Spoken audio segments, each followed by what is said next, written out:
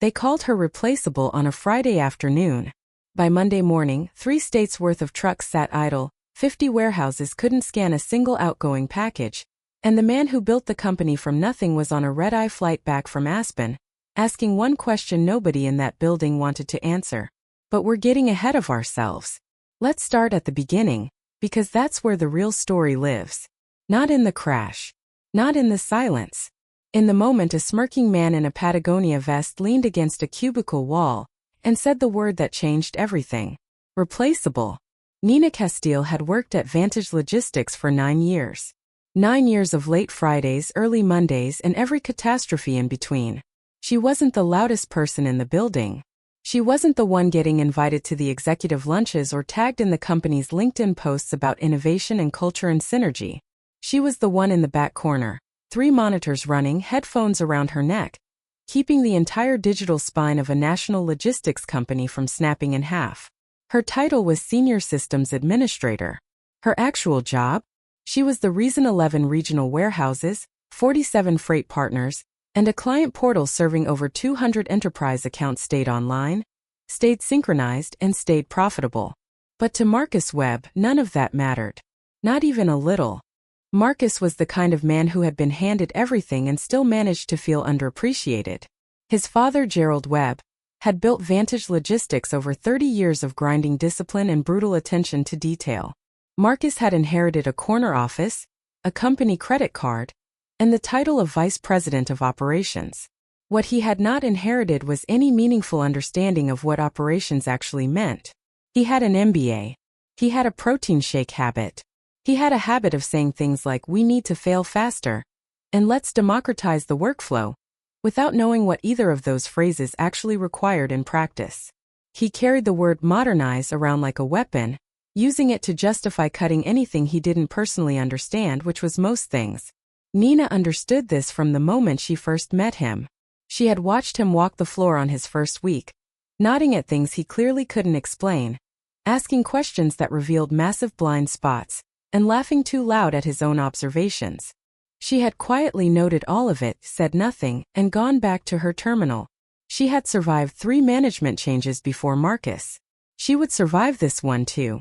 That's what she told herself anyway. The Friday it all started was the kind of late October afternoon that smells like burnt coffee and collective exhaustion. Nina was at her desk just before 5 o'clock, deep into a storage redirect migration she had been planning and testing for 43 days. Not 40. Not 30. 43. Because that was how she worked.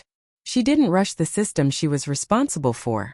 She prepared until the margin for error was so thin it was almost invisible, and then she executed with the quiet precision of someone who understood exactly what failure looked like.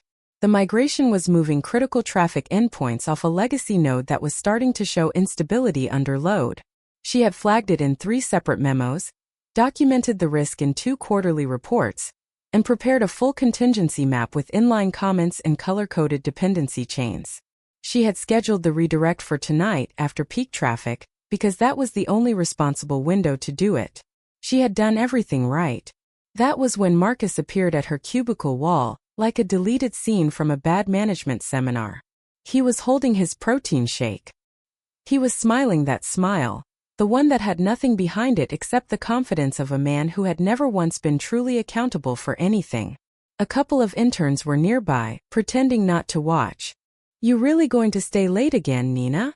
he said loud enough to carry. "It's Friday. Not a shuttle launch. You know that, right? Nobody here is irreplaceable. Not even close." She stared at him for a long moment. Behind her, the terminal screen was blinking with a live migration queue he didn't know existed. The kind of queue that, if left unattended, could cause a cascading failure across 3 distribution hubs by Monday morning. She didn't explain that. She just clicked save on the redirect script and calmly closed the window. One of the interns behind Marcus let out a small laugh. The kind of laugh that means "I don't believe this, but the man with the company card is standing right there, so."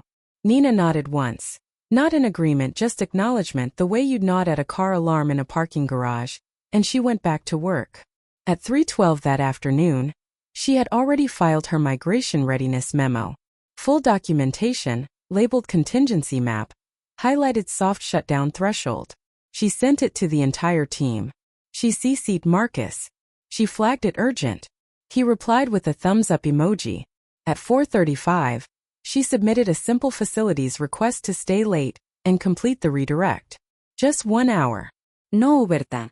A checkbox on a form. At 4:40 her Slack pinged. Come to the breakout room. Marcus was waiting when she got there, standing the way men stand when they've rehearsed their posture. There were 3 people from facilities with him, which made no operational sense. Nina noticed this, filed it, said nothing. Nina, he said, drawing her name out like he was reading from a script. We're evolving the culture around here. No more lone wolf sysadmin stuff.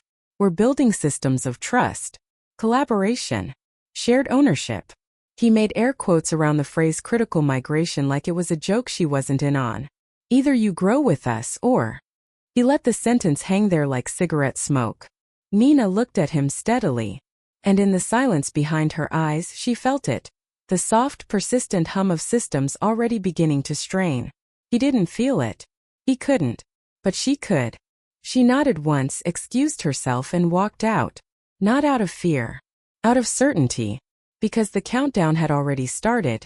And she had already decided what she was and was not going to do about it. At 4:57, the office had that end-of-week smell. Burnt coffee, vending machine chocolate.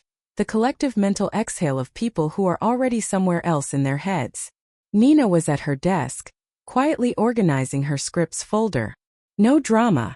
Just a decade's worth of keeping a company's digital infrastructure alive. Being sorted into neat, labeled files one last time. That was when Marcus came back. He had 2 interns with him. One of them, Connor or Chase, some name that sounded like a font choice, was already smirking. The other looked slightly uncomfortable. Like a man watching a car accident in slow motion. Nina. Marcus's voice was too loud again. It was always too loud. You're done here. Pack your things. He grinned like he was doing her a favor. She didn't cry. She didn't argue. She didn't beg. She stood up, reached into her desk drawer, and handed Marcus a plain manila folder. On the cover, in 18-point Arial bold, she had typed, Transition Risk Report. He glanced at it the way people glance at things they're afraid of. What's this? That, Nina said, looking him straight in the eye, is what happens to your hybrid load balancer topology when you remove the one person who understands it. Marcus squinted. In English. You have about 50 minutes before your core traffic reroutes through an unconfirmed node loop with no DNS reconciliation. The system will interpret it as a failure event. And then it will start eating itself. One of the interns whispered. Wait, what? Marcus waved the folder like he was shooing a fly. We've got people. We'll handle it. It's not 2003. Sure, Nina said. Just make sure whoever reads page 3 knows what a floating subnet map is. She unhooked her lanyard, set the badge gently on the desk and walked out. She didn't look back at Marcus. She didn't look back at the interns. She walked past the break room, where one of the sales guys yelled, Happy early retirement. She didn't answer. She pressed the elevator button, rode down in silence, stepped out into the parking lot, and breathed in the cold October air. For the first time in 9 years she felt nothing. No anxiety, no guilt, no urgência. The report had everything. Step by step, clearly labeled. She had done her job. She had warned them. The rest was theirs now. She got in her car, merged onto the highway, and turned off her Slack notifications. At 5:16, a customer service rep in the Chicago office sent a message to the internal help desk. Is the client portal slow for anyone else? No exclamation points. No panique. Just the quiet, nervous calm of someone who has learned to recognize the smell of smoke. By 5:21, 3 more regional offices had chimed in. Dashboard loading delays. Login stalls. API requests hanging halfway through. Marcus, standing in the open office with a coffee mug, laughed it off. It's always a little buggy on Fridays, he said. Mercury's probably in retrograde. Someone actually laughed. But in the background, a junior back-end intern named Devin Chan, cargo shorts, ironic mustache, smarter than he looked, was staring at the monitoring dashboard with the kind of expression that means something is very wrong and I don't want to be the one who says it out loud. The system's retry counters were climbing. Not climbing, spiking. like a machine trying to restart its own heart and panicking when it couldn't find the rhythm. Why are there 30,000 retry pings from Node C already? Devin muttered to no one in particular. It's been barely an hour. No one answered. Across the office, a developer glanced up, frowned, and went back to his lunch. The Slack Ops channel went from idle to flooding. Someone had found Nina's transition folder on the shared drive. Marcus barely glanced at it. Does she list what scripts are still active? He asked. Devin cleared his throat. It's all annotated, but some of the comments are kind of like code poetry. There's one that says, "Don't wake the sleeping loop." Another one says, "Only pull this pin if you hate uptime." She was a drama queen, Marcus said flatly. On a whiteboard in the corner, a junior engineer was sketching a frantic diagram of the routing structure, eyes wide, marker squeaking. Half the internal traffic, was looping through a deprecated subnet with an unvalidated redirect flag. That flag was set to expire at 5:45, exactly 7 minutes after Nina had turned in her badge. No one had noticed. No one had read page 3. No one had even opened the report past the cover. Now, miles away, Nina was parked at the overlook near Lakeridge Reservoir, Baja Blast in hand, watching the sun melt behind the water tower. She wasn't angry. She wasn't triumphant. She was something quieter than either of those things. The kind of settled, heavy calm that comes after you have warned every single person who needed to hear the warning, after you have labeled the fire exits, after you have done everything humanly possible, and someone still looked you in the eye and said, "You're replaceable." She had not sabotaged anything. She had not deleted a single file. She had not corrupted one byte of data. She had simply stopped holding the hand of a system that had been quietly failing for years, duct taped together by 6 different contractors across 3 management eras, sustained entirely by one person's obsessive attention and love for her craft. She had stopped singing lullabies to the servers. And without her voice, they were starting to cry. They thought she was replaceable. She had been the gravity. And now things were starting to float away. Back at Vantage, Devin found the script. It was buried in a file called Heartbeating Legacy, hidden under hundreds of lines of annotation and deprecated fallback instructions. He scrolled until he hit line 1422. It wasn't code. It was a comment. "If you're reading this, it means they cut me loose before the redirect was finalized. This is the skeleton key, but use it wrong and it'll trigger a recursive failover. If you don't know what that means, stop. Tell Marcus to call me. If he refuses, walk. You're better than this." Devin sat very still for a long moment. Around him, the office was unraveling. A project manager was in tears because a retail client was threatening legal action. An executive was on speakerphone with a warehouse foreman screaming, "Just print something. Anything. Use paper towels if you have to." The phones were ringing off every desk in the building. Devin turned slowly to Marcus and said, quietly but clearly, "She left documentation. But it's written like a riddle. If we guess wrong, the system loops itself into cold shutdown." Marcus stared at him. "I don't think she did this to hurt anyone," Devin said. "I think she did it to protect us from you." Marcus's face went red. "She's a disgruntled sysadmin with a god complex." Devin stood up slowly from his chair. "She's the only reason this place didn't fall apart 2 years ago." At 6:02, the first truck driver called dispatch screaming. His tablet showed the manifest as missing. His barcode scanner wouldn't sync. 3 more calls came within 5 minutes. Then 9. Then 52 incoming lines lit up red across the national call center like a Christmas tree on fire. No one could print anything. Orders were showing as fulfilled with no routing data attached. 10 warehouses, coast to coast, were grinding to a halt with trucks full of time-sensitive freight and no instructions on where to send them. At headquarters, the sound of panic was oddly sterile. Just clicking keyboards, unanswered phones, and the heavy silence of people realizing this was not a glitch. And somewhere in the background of all of it, Gerald Webb's phone was ringing. He wiped his hands on a dish towel and answered in the voice he used when freight vendors tried to overcharge him. Flat. Calm. Dangerous. "Dad." Marcus's voice cracked. "We have a situation." Of course they did. What kind? The staging database overwrote production. The redirect script didn't gate the push properly. Client files, shipping manifests, order logs, It's all jumbled or gone. A silence. The long, terrible kind. Where is Nina? Gerald asked. Marcus paused. Then lied the way he always did when cornered. She quit. Said she didn't feel appreciated.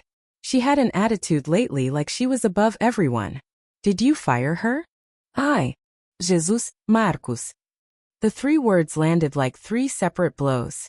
I have it under control. No, Gerald said, his voice going very quiet. You don't. He was on a flight within the hour.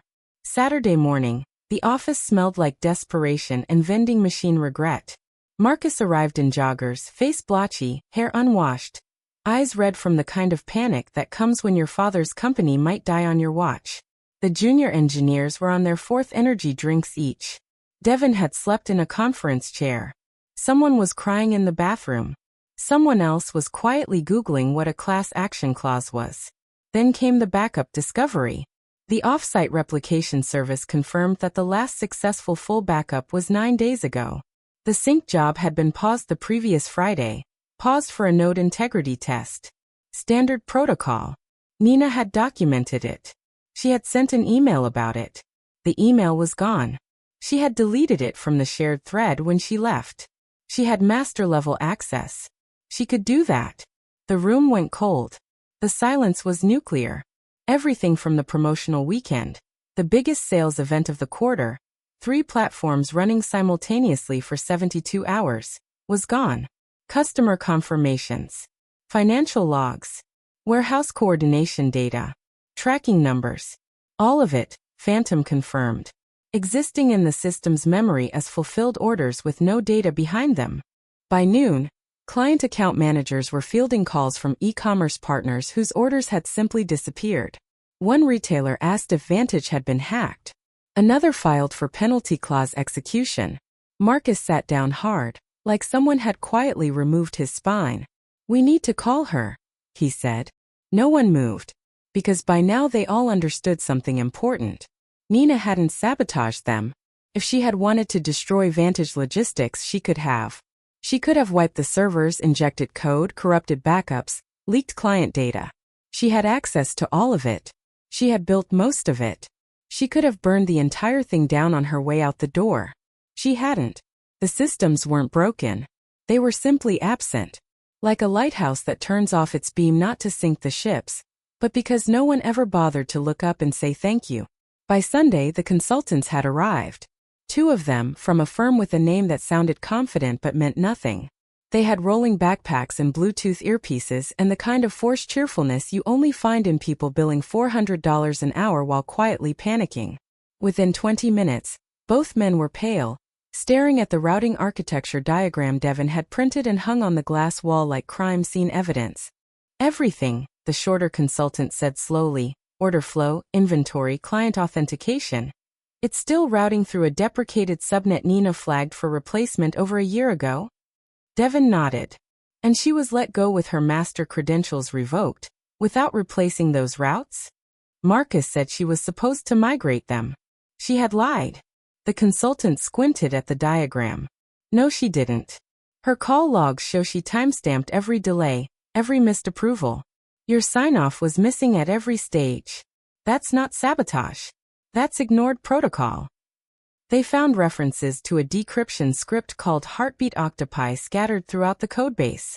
References only. The script itself wasn't in the repository, wasn't in any backup, wasn't in any sandbox. Then Devin mentioned the watch. She said once that the system doesn't trust users. It trusts patterns. She had this old smartwatch. Said it was her dead man's switch. I thought she was joking. The consultants looked at each other like 2 people who have just realized the building there and might not have a foundation. Meanwhile, Nina was walking through Cedar Point Park, leaves crunching under her boots, earbuds in with nothing playing. Just the hum of wind. The distant bark of a terrier going berserk at a squirrel. The clean smell of autumn. Her watch pulsed once, then twice. They'd tried a forced system-wide key rotation. It wouldn't work. The systems had been built to reject unfamiliar rhythms. Not out of paranoia. Out of protection. The architecture wasn't a switchboard. It was a living thing she had grown and tended for 9 years. And it knew her. Only her. Back at headquarters, every attempted fix triggered 3 new failures. Every reroute looped back into a dependency that was either deprecated, encrypted, or documented only in Nina's head and nowhere else. The consultants had stopped pretending to be confident. The company was rejecting them like a body rejecting a transplant. Sunday evening, the emergency board meeting. The room smelled like nervous sweat and forgotten catering. Half the board members had come straight from airports. Gerald Webb walked in from a cancelled charity gala, set his briefcase on the table, didn't sit down, and asked in the voice that had once made venture capitalists fumble their water glasses, "Who revoked Nina's cloud admin credentials?" The room went still. Marcus spoke quietly. "I did. She was overstepping. She had control over everything, including things she wasn't directly assigned to. I asked her to delegate." Meline, the one board member who actually read the weekly risk assessments, produced a printed audit log and dropped it on the table. Redacted, annotated, highlighted in colors that each meant something specific. "She didn't overstep," Meline said. "She carried it. Every compliance renewal, every certification, every multi-region deployment, every vendor SLA, every client uptime clause for 6 years. Her name is on every single one." Gerald picked up the log and stared at it, then looked at his son. "You didn't just revoke her access." Evan swallowed. "I deleted her profile." Silence. "You deleted the one person the system trusts." Gerald's voice was barely above a whisper. "I didn't think," Marcus started. "No," his father said. "You didn't." Monday morning came in not with a crash, but with a whisper. A single polite system notification that appeared across every terminal, every client dashboard, every internal monitor simultaneously without fanfare. Node authentication failed. Master sync disabled. No dismiss button. No retry option. No warning. Just the words. And then silence. The office, which had run on the ambient noise of transactional traffic for years, the soft beeps, the background hum, the constant digital heartbeat, was absolutely still. Even the coffee machine had stopped hissing. "It killed its own brain," Devin whispered. And then the noise came. Every phone in the building lit up simultaneously. Emails in all capitals. Clients screaming. Refund demands. Error codes cascading across every platform in every region.